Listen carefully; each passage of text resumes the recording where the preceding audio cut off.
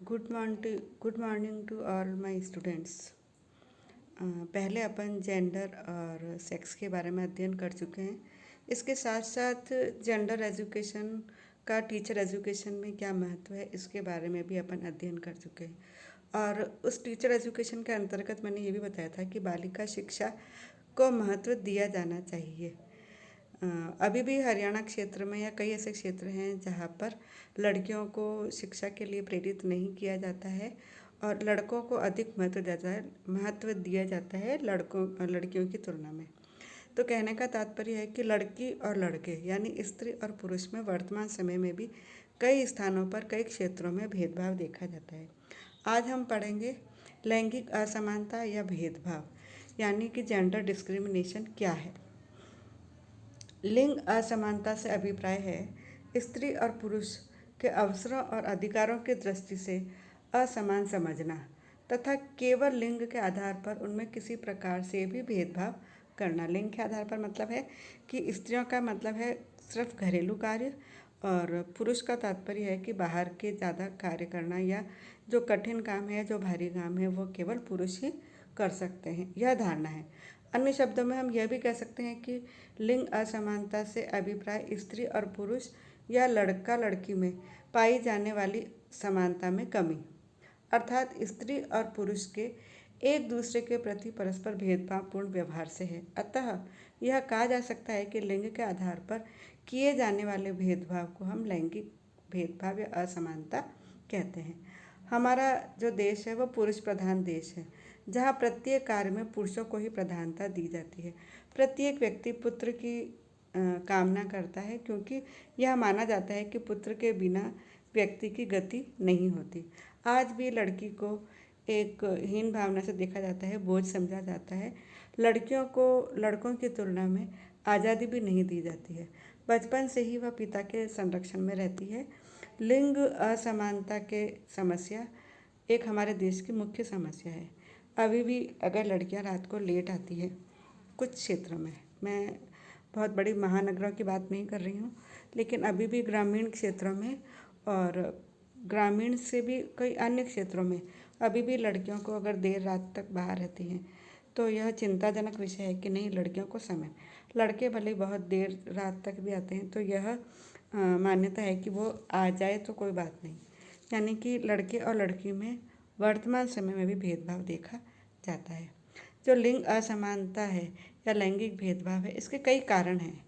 जैसे पहला है मान्यता एवं परंपराएं। भारतीय मान्यता है कि वंश चलाते समय पुरुषों को प्रधान माना जा गया है। अधिकांशतः लड़कियों को बोझ समझा जाता है। कई बार तो गर्भ में ही उनकी हत्या कर दी जाती है। अभी भी कई जगह ऐसे उदाहरण देखने को मिलते हैं जहाँ पढ़े लिखे व्यक्ति है वो भी यही कामना करते हैं कि हमारे लड़के हो, क्योंकि लड़कों से वंश चलता है। और लड़कियां हैं, अगर सोनोग्राफी वगैरह करा करके वो लोग देख लेते हैं कि लड़कियां हैं तो उनके तुरंत गर्भ में ही हत्या करवा दी जाती है। दूसरा है संकीर्ण विचारधारा। समाज में पाई जाने वाली संकीर्ण विचारधारा भी भेदभाव को दर्शाती है कि लड़के वंश को आगे बढ़ाते हैं और लड़कियों एक तरह का बोझ है। तीसरा है जागरूकता का अभाव। समाज में अभी भी लैंगिक मुद्दों की जागरूकता नहीं है, उनका अभाव है, जिसके कारण लड़के लड़कियों के पालन पोषण में भी अंतर पाया जाता है। इसी भेदभाव के कारण बालिकाओं के विकास का उचित प्रबंध नहीं किया जाता है। लड़कों को अधिक महत्व मिलने पर लड़कियां अपने आप को हीन भावना से ग्रसित हो जाती है। मैंने कई जगह ऐसा भी देखा है, जैसे अगर पकवान बने हुए हैं तो पहले लड़कों को पूछा जाता है और यदि बच जाता है तो लड़कियों को दिया जाता है। कई ऐसे क्षेत्र हैं जहाँ मैंने स्वयं यह देखा है, लेकिन उसका नाम बताना उचित नहीं है। मैंने कई जगह ऐसे भेदभाव देखा है। आप कई जगह देखना कि लड़कियां 2-3 पैदा होने के बाद भी वह इसीलिए बच्चा पैदा करता है कि हमारे एक लड़का हो जाए ताकि हमारा वंश चल सके।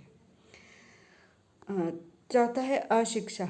लैंगिक भेदभाव में अशिक्षा की मुख्य भूमिका है, जिसके कारण अंधविश्वास भी कायम रहता है। पांचवा है आर्थिक तंगी। कई बार ऐसी स्थिति होती है कि किसी परिवार में आर्थिक स्थिति अच्छी नहीं होती है तो लड़कों को प्राथमिकता मिलती है ताकि आगे जाकर के वो आर्थिक रूप से सहायता कर सके, मददगार बन सके। लड़कियों को दहेज का व्यय करने पर एक समस्या के रूप में देखते हैं, इसलिए भेदभाव अधिक पनपता दिखाई दे रहा है। क्योंकि वर्तमान समय में दहेज भी अभी भी एक बहुत बड़ी सामाजिक समस्या है। अभी भी दहेज प्रथा है वह समाप्त नहीं हुई है, जिसके कारण जब लड़कियां पैदा होती हैं तो यह समझा जाता है कि इसको दहेज, इसके लिए दहेज इकट्ठा करना पड़ेगा, इसको दहेज देना पड़ेगा। इसलिए भी लैंगिक भेदभाव देखने को मिलता है। नेक्स्ट है वैवाहिक कुरीतियाँ, जैसे दहेज प्रथा है। ये एक वैवाहिक कुरीतियाँ हैं जहाँ पर लड़की को अधिक दहेज देना पड़ता है, लड़कों के लिए नहीं है। तो वह ये सोचते हैं कि लड़के हो तो ज़्यादा अच्छा है, क्योंकि दहेज आएगा, लड़कियाँ होंगे तो हमें दहेज देना पड़ेगा। तो जो ये वैवाहिक कुरीतियाँ हैं, इसके कारण भी लैंगिक भेदभाव देखा जाता है।